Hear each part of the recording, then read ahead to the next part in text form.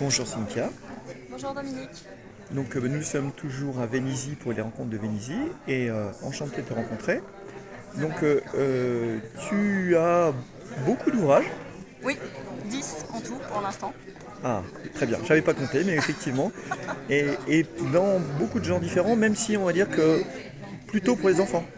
Plutôt pour les enfants, effectivement. C'est ce qui m'a poussé au départ à écrire, puisque toute l'aventure est partie de mes propres enfants, qui m'ont dit que mes histoires que je leur racontais le soir étaient sympas et que je devrais les écrire pour les autres enfants. Donc Donc tu exploites tes enfants en gros. non, pas du tout. Donc j'ai décidé en fait de les prendre au mot et d'écrire. Et aujourd'hui, je suis à la tête des 10 ouvrages, dont la majeure partie sont pour les enfants. D'accord. Alors, je vois que tu as le Mix Club, c'est ça? MX Club. MX. Ah oui, il y a pas de i au milieu, effectivement, tu as raison. Bon, Non. forcément, tu as raison. Bah oui. C'est les tiens. En fait, MX Club, c'est le nom qu'on donne au motocross, à la différence du supercross qui est le SX Club. Donc Oula, oui. voilà, c'est pour ça que j'ai décidé de mettre ce nom à mon livre, puisque c'est des policiers qui se déroulent en plein milieu du motocross avec des enfants qui sont les héros du livre, un peu dans le style du Club des 5, qui vont mener des enquêtes en fait.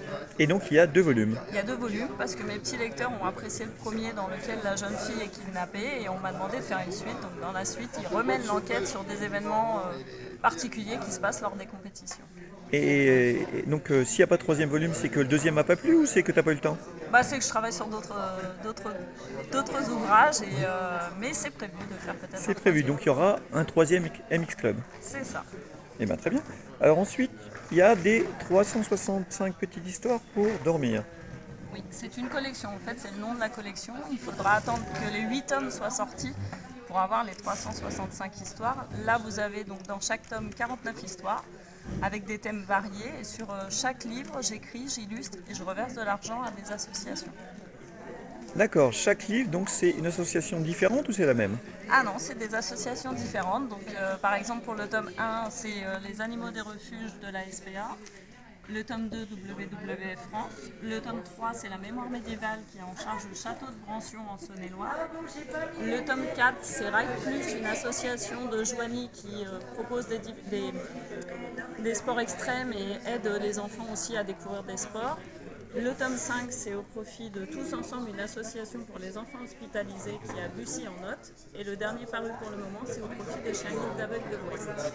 Et je travaille sur le tome 7 qui sera au profit d'une association sénonnaise pour l'autisme qui s'appelle l'ASMA. Très bien, mais c'est une excellente idée en tout cas. Et je vois, alors tu as une peluche de singe et un livre, Les Amours Callaway, c'est ça? C'est ça, en fait, c'est Les Amours Callaway, c'est une romance entre une photographe animalière et un vétérinaire qui se déroule entre la France et l'Indonésie et qui emmène mon lecteur au cœur de Bornéo pour découvrir justement nos petits amis gibbons qui sont actuellement menacés par la déforestation due à l'huile de palme. Donc j'essaye en même temps d'expliquer aux lecteurs que même si on habite à des milliers de kilomètres, on peut peut-être faire quelque chose pour les aider en évitant l'huile de palme au Donc tu quotidien. manges pas de Nutella. Non, non, je bannis cette pâte à tartiner. Mais tu fais bien, c'est très bien. Voilà. Donc c'est vrai que c'est difficile de regarder, on est obligé de regarder tout le temps les étiquettes, Ouais. mais ça se fait. Voilà, donc tu es une autrice éthique. J'essaie. Non mais c'est très bien, c'est formidable. Alors ensuite, les traces d'un amour complexe. A priori, si j'ai bien compris, il y a une histoire derrière ce livre-là.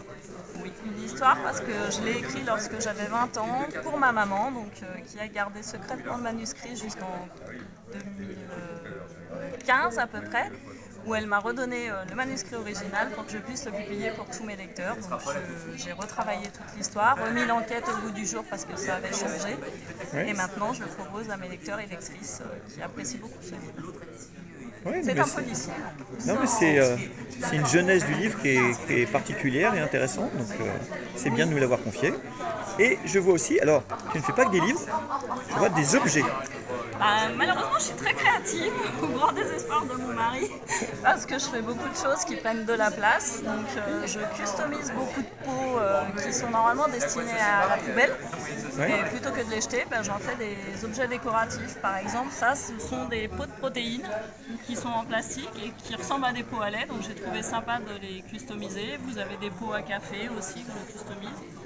Et puis quelques objets aussi que j'achète comme des pots en bois. Et puis des objets en perles aussi parce que je fais un peu de tout aux créations. Dès que c'est créatif, j'aime bien, j'essaye. Eh bien, merci. Les projets, c'est quoi les prochains ouvrages Alors c'est le tome 7 de 365 petites histoires pour dormir qui devrait sortir avant la fin de cette année. Et un thriller qui est en pleine écriture. Un thriller, donc là c'est pour les grands. Ah ouais. Et celui-là, je l'ai en tête depuis que j'ai 20 ans, donc il faut qu'il Ouais. sorte. Ouais, ça fait quoi, 3-4 ans? Ouais, c'est ça. Eh bien, très bien, merci. Merci à tout le monde. Bonne journée et à très bientôt. À bientôt. Au revoir. Au revoir.